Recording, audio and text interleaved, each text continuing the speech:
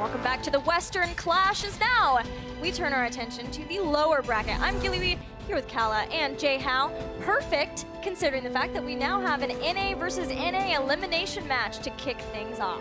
It's going to be an exciting one, ladies and gentlemen. We got Tempo versus Octalysis. A little bit of a rivalry between these two teams, which I think is an absolutely fantastic way to kind of move into the end of the day. Obviously not the last matchup, but still, it's going to be an exciting one, that's for sure. Yeah, there's a lot to talk about between these two teams specifically, but before we get to that point, Jay Howe, Team Freedom, when we looked at the initial matches to start off the Western Clash, were they your #1 expectation of an NA team to move on? No, however, I did say to several people this morning, I said this could be the most exciting, most unpredictable matchup that we have. I think that at least lived up to that hype. So it was a closely contested one, but I did think that Freedom did have what it takes, and they proved it just moments ago. Yeah, that game 3 was on a knife's edge. Could have been either team walking away with the win, but congratulations to Team Freedom for getting that. Looking at the bracket, they will move on tomorrow, and they will be facing the Leftovers, who got a 2-0 win over Heroes Hearth Esports. We'll see Heroes Hearth versus Team Liquid later on in our final match of today, but up next, we do start with Octalysis versus Tempo Storm. And Kala, as you alluded to, and Jay Howe, these two teams, they've got some history behind them. You know, the last match that they played, it was a reverse sweep, and then last year, it felt like Roll20, aka Team Octalysis, were the Achilles heels of Tempo Storm, knocking them out of 2 international events. I think for Octalysis, I want to reiterate a good point that we heard from Haloran earlier today, was that Octalysis said that their record is not indicative of where they think that they could be. If you go back to that series, that was week 2 where they won the first 2 and then had that reverse sweep. They've had so many 3-2s, they feel that their record does not indicate how good they possibly are. So they don't see themselves as an underdog in this style of matchup. So for them, they are very familiar with Tempo Storm. They've played against them a number of times, and as you said, a lot of success at these events. So for them, I think they've got to be feeling confident to try and make it to day 2. Yeah, Kel, as we talk more about Tempo Storm, I remember several times where we have asked Caterpillar, what opponents do you want to face? He's like, not NA. We just don't want to face a team that knows us so well. And this, you told me, this is a momentum-focused team. We saw the momentum ebb and flow in their favor versus Method earlier today, and it really did feel like it was their match to lose. How is the momentum, how's the mentality for this team, do you feel? I really think that it's going to pan out during the early stages of the first game if Tempo Storm are going to be able to, A, get the draft that they're looking for, and B, establish a little bit of, as you mentioned, momentum within the first game. I think that Tempo Storm can run away with this one.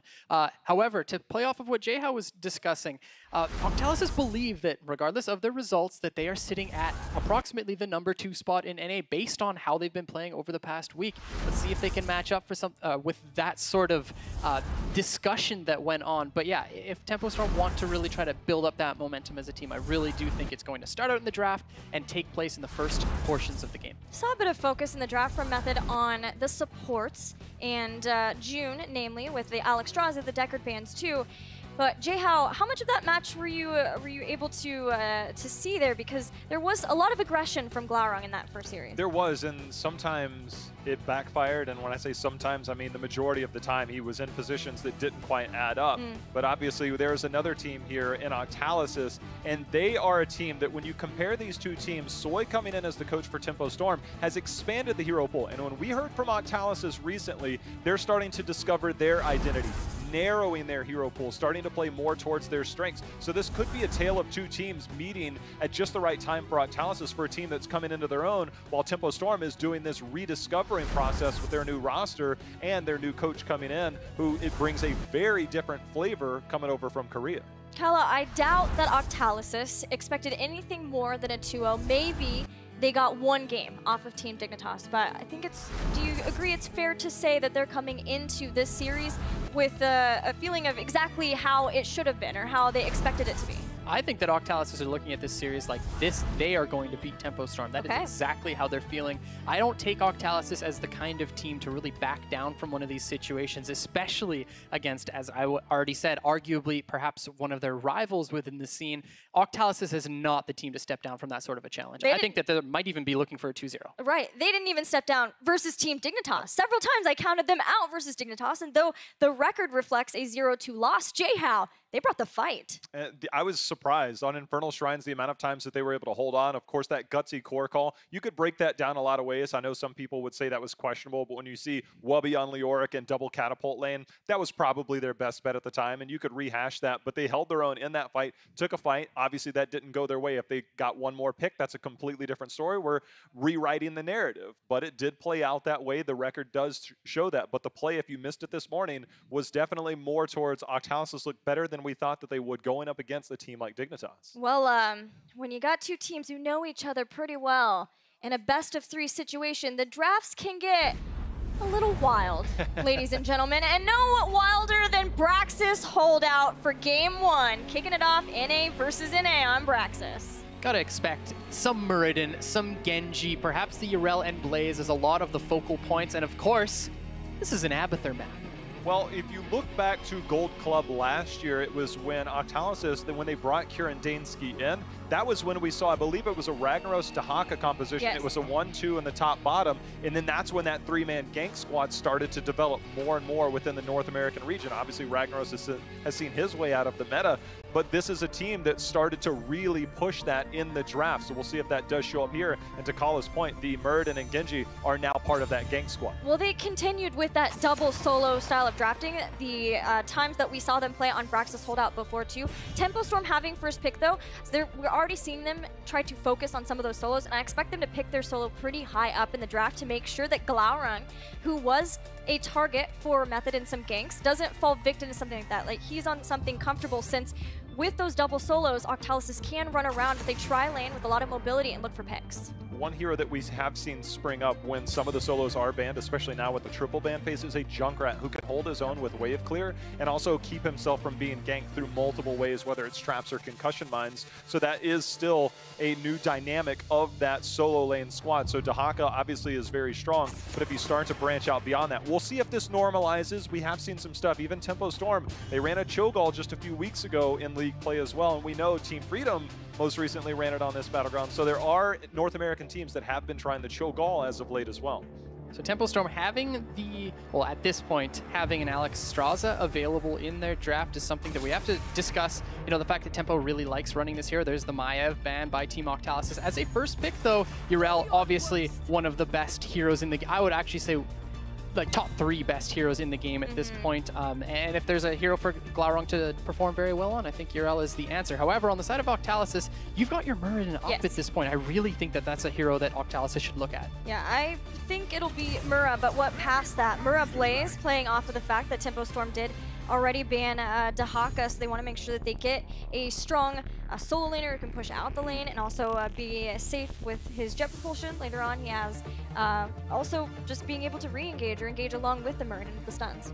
The back cap potential from Muradin on this map is absolutely fantastic. I love watching it. And there we go, ladies and gentlemen. We got Tempo Storm running that Deckard, Kayn, and Abathur on this map. Abathur, I absolutely love him on this map. You can control rotation super well with those toxic nests, and it just helps out the solo lane matchup as well. It's not like Yrel really needs it in this context, but still, it's fantastic to see. You bring up a key point. Controlling those rotations, it's dismounts, but it also provides vision to prevent those gang squads. So if you're Octalysis, one thing that we've seen used before is that Phoenix. It acts as a pseudo lava wave, so to speak.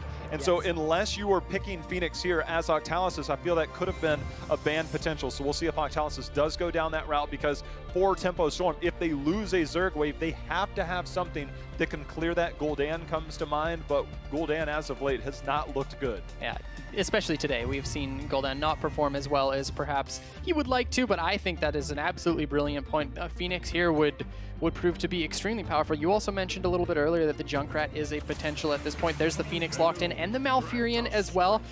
In terms of this lane, or on this map, Braxis, if you don't lose your wall really early, the Malfurion's going to be okay. We do know that Malfurion has these changes now, doesn't have the ice block. So Tempo Storm, I wonder if their Abathur clone pick is going to be something dive heavy. Well, this does allow Team Octalysis to still have a lot of flexibility to counter whatever it is that Tempo gets here, because they have the possible tri-lane or tri-rotation of Bird and Phoenix and Mal. You get a noob and Greymane. This is a dive-heavy sort of style that Tempo Storm's bringing to Octalysis now. What do you expect Octalysis to counter with?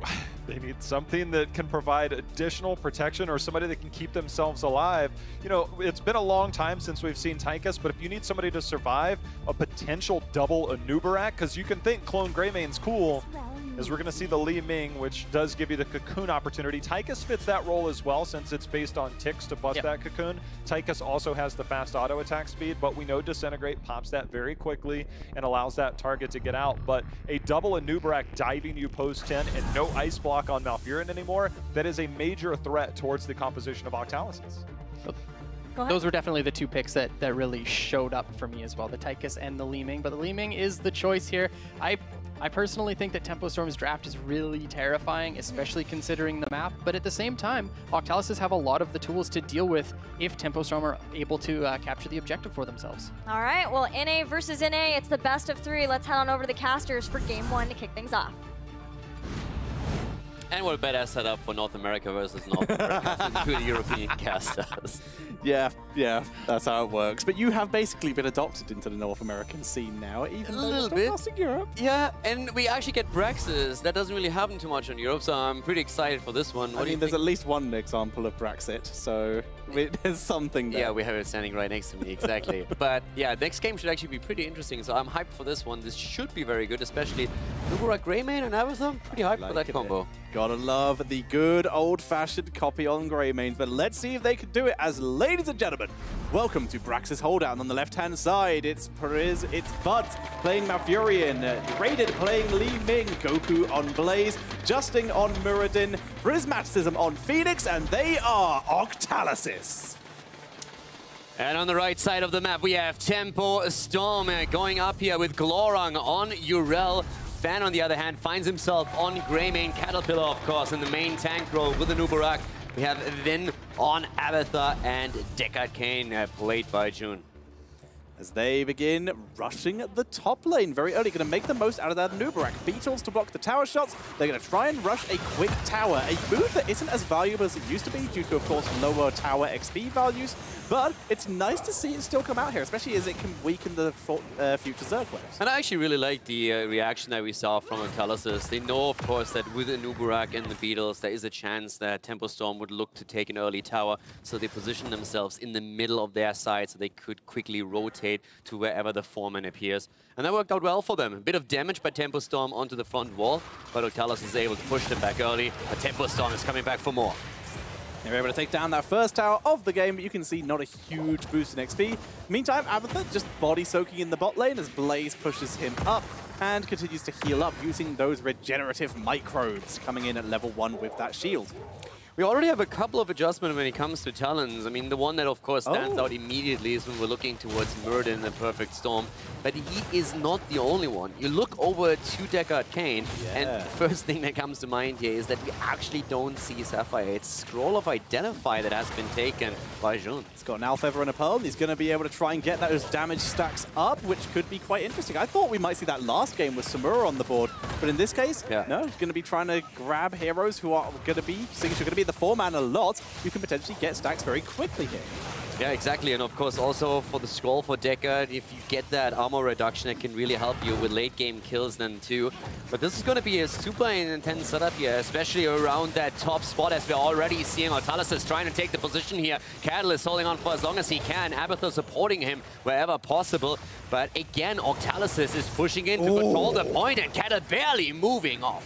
Even with the double support, Abathar had to rotate down to help Glaurung a little bit, and as such, Anu nearly fell. In this case, was able to tank through, and now we see, well, why are your Rels considered to be so good? That somehow stunned, and Goku is actually going to be able to escape here. Actually, the Mai just short as Glaurung chases so deep. Spray is dropped by Goku. Glaurung now is the one in trouble. His team arrives, though, and he will escape. Yeah, Glaurung is currently proving why his middle name is YOLO as he goes in Abathar or no Abathar. That was a pretty ballsy play by him. 4 heroes present, and he still chases, and the chase continues. Fan is low, and Octalysis is moving in, but a nice execution here by Fan's escape, but Glaurung not so lucky.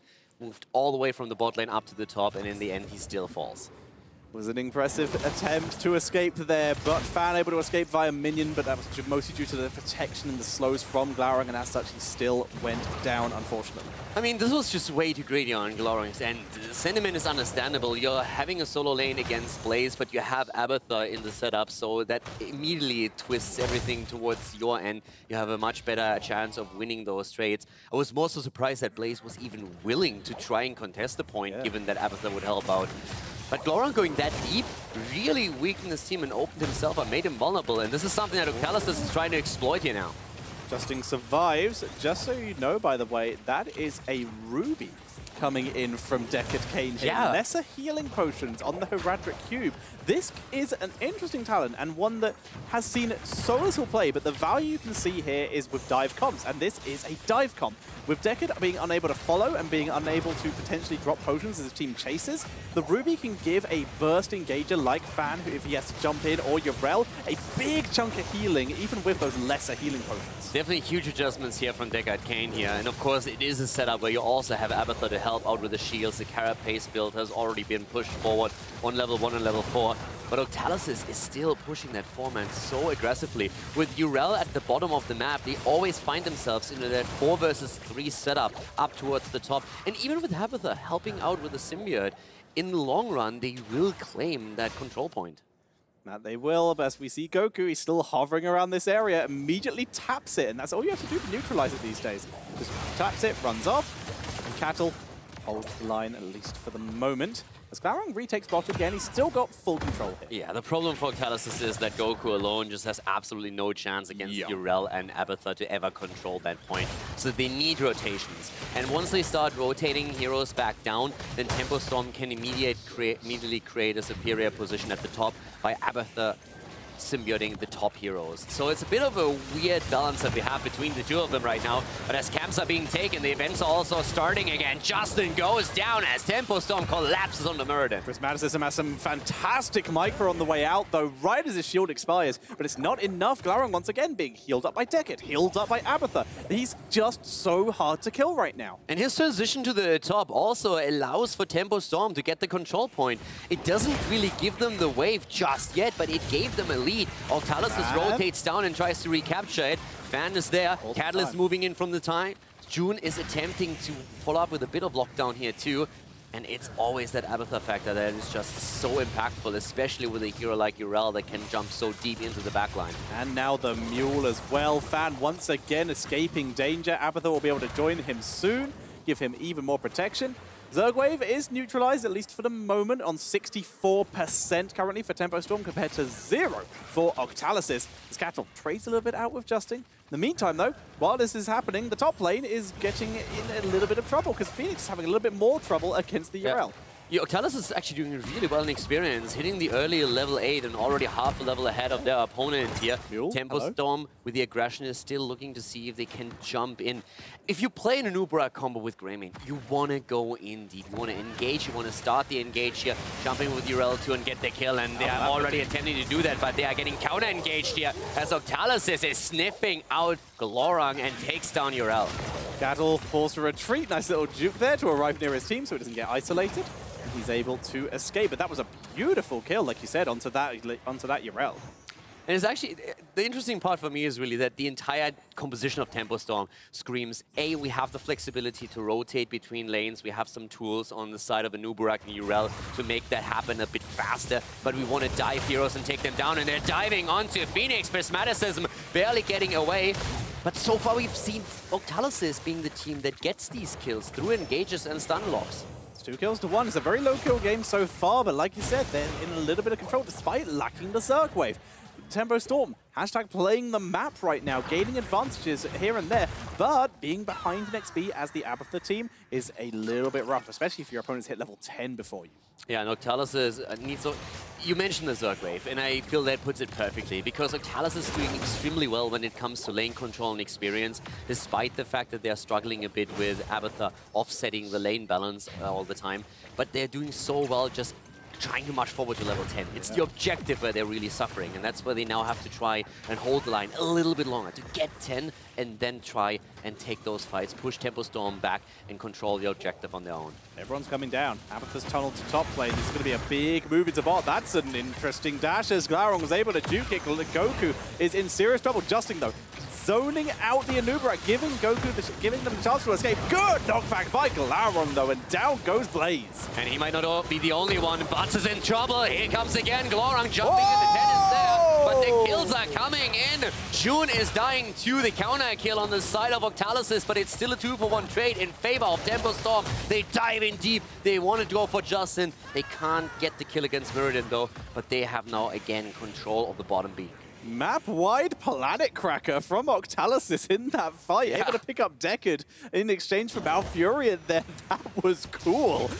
But still, it's still control for Tempo Storm coming out ahead in that fight. I mean, for Tempo Storm, it was fantastic. They were behind in experience, and then they can engage onto Blaze and take Goku down just as it's needed, just before Octalysis hits 10. Now we have both teams with the heroics. Stormball leading the charge against Fan. We're seeing the side engage here. Bartz is in position. Once the root doesn't really connect it, Cattle is diving in now to everybody is jumping onto Cattle. Anubarak is low and he goes down. Ultimate Evolution is available. They finally pop it onto Vid as they move forward. Sorry, onto Fan as Vid moves forward with that Grey main copy. But they've already lost this. And with Fan so low, they can't really fight this. This is just trying to put extra pressure on in exchange for the Ultimate Evolution cooldown. It goes down and even gives over some XP. Now Vin is trying to get a bit of value here. He gets annihilated, and now we have Blaze taking the top lane. This is really the moment where they need to be cautious, because now we are seeing Octalysis using that advantage that we talked about earlier and making sure that they are getting a few more points onto the board for themselves. Goku forced back. The Abathur Grey main combo just too much for him, and who can blame him as he is forced to back up here. One of the big tools for Tempo Storm in the fights to come is definitely the Lornado against the Warp that we're going to see from Phoenix. If you can time that properly and just interrupt the Warp, Phoenix is such an easy target to take down. This is what Tempo Storm is going to be looking for whenever they see an opportunity. So definitely one of the heroes to keep in mind on the Octalysis setup. But Urel is the one that falls here first. Phoenix taking her down at that bot lane engage. And now we see a big trade happening as Octalysis is pushing for forward. Tempo Storm realizes they can't rotate down, so they're simply trying to trade with a fort on the top by themselves. Making the most out of the time they have with Urel down. Octalysis pushes hard. Tempo doesn't even make the fort. Bad news for them as Octalysis are beginning to take the XP advantage they've had all game and are beginning to actually turn it into a map advantage. Exactly. This is a big problem when you are the second one starting with that counter push that your opponent is already ahead of you. And once the fort falls, all they have to do is just move forward and threaten your keep. And you will have to react. You can't lose that keep. So Tempo Storm had to back off, and they couldn't, as you said, even finish taking the fort down at the top lane. So that's a massive booting experience for Octalysis, who at level 13 as Tempo Storm isn't even level 12 yet, and Glaurung again trapped here and goes down, having a pretty bad game thus far. Third time that he falls. Varden Defender still on cooldown. He was unable to survive. And like you said, 4 times. Being the solo laner can be hard sometimes, but even with an Abathur, that's crazy. And he died 4 times on Urel with the Varden Defender. That is pretty brutal. Glaurung for the first time diving in pretty deep. Zerg. Most of them actually missed a couple of the Zerglings, but still wrecked. Hit the backline pretty hard here, but this is not looking good for Tempo Storm right now. They really just need to get things together a little bit more. Octalysis is way more coordinated, stacking the CC, getting the damage in through Phoenix, and of course Li Ming, after every single kill, gets the resets and can just dish it out. Here comes Zergwave. They've opened this up earlier on with that push after taking down Glaurung, who is back alive, by the way, and Undefender 1-0 is back off cooldown. Now they are available for the full team fight. Getting both Fan and Vid in the double engage. They wipe out the copy. The original escapes, but we're going to see a huge push. This keep is a goner. Yeah, Cocoon is in, and here comes the engage against Caterpillar, and Cattle goes down, and Uberug is already dead, and they're attempting to turn it now on to Glaurung once more. Glaurung on Urel gets stunned, gets locked down. Here comes the damage, and Urel goes down. 5th death on the side of Glaurung as we're seeing Octalysis move towards the core, taking down Deckard, Kane. Fantastic game on Braxis by the blue team. Fan cannot do this, even with the help of Abathur. He can't save his team the game. That's GG, and Team Octalysis take game number 1. Absolutely clean play by Octalysis. Fantastic performance here, taking an easy victory over Tempo Storm and making that draft and especially the solo lane look pretty bad on the opponent's side. Well done. Even with the help of Abathur, Yrel going down that many times, there was so much pressure applied by Octalysis, and even though they were losing the map the entire time, even when they got those kills and got that bot push, they turned it into a mid-through rotation, so they had the option of taking boss. They left themselves their options open, and I was really impressed by the macro play. The execution in the micro fights was also really well done because they always stacked the CC just perfectly to get the damage opportunities for Phoenix and for Liming. And once you give Draded that opportunity, he is going to take it. Top damage on his team, got the 2 kills here. Phoenix with 5 kills on his own. Perfect. Like, that was a really nice performance that we saw here, especially against Abathur. The way that they controlled the macro and then transitioned to strong micro fights too, it was really well done. Really well done indeed. But to talk you through that series even more, that first game of the series, it is our wonderful analysis desk. Oh, why thank you. Something I wanted to talk about that we didn't get to before the game went in is how much of a game changer Phoenix really is on Brax's holdout, and that Octalysis had him and that they were able to get this incremental experience advantage that once they cleared out the Zerg, allowed them to push with that was just too much for Tempo Storm to overcome Kala. Yeah, the Planet Cracker on that map is a fantastic D-push tool. Honestly, it rivals the likes of Lava Wave, you know, from Ragnarok. Sometimes you have specific heroes that you pick on that map just for deep push purposes. And the Planet Cracker, if you set it up when the Zerg Wave is coming in and you use it as a line to just deplete your enemy resources, it's a fantastic tool. There's a lot of aggression that was talked about by the casters. A lot of usages of the Anubarak, Muradin, Yrel trying to get the jump on beacons behind. And that's something that North America we did develop. That was our starter. Actually, I guess Dignitas and using the Zeratul for that too, but we have liked to do for a long time, Jay, how it just felt like it was sometimes just too over-aggressive for Tempo. Well, what we saw a lot of the time was Glaurung's positioning. You said Yrel is one of the best heroes, and she is, but I think that our meta has been more of a slow control style as of late. But when you see a Li Ming and a Phoenix on the other side, that is lethal potential from the minute the game starts. It doesn't matter if you're Yrel with an Abathur hat. When you aggress in on the backside of an enemy team, the same way that we saw an Abathur mine dives right into that, and Octalysis is on a level where their coordination, the familiarity factor is there with this team. They know how to get the stuns, and Muradin sets it up. They had every follow-up in the world. Post-level 7 Calamity value came in, and Draded was able to go off in those situations. It just felt like the over-aggression is something that we've seen from Glaurung, not in that game, but in this entire day. And I think it's coming back to bite them. He's got to dial it back. Yeah, as long as the stun lock's there. That's the key. And the stun lock was always there so that the Phoenix and Li Ming could get the kills. And now Tempo Storm, their life is on the line here. And with that, the choice that they have to make now between first pick and Battleground choice, they'll take Battleground. And with Dragonshire being up, not being banned against them by Octalysis,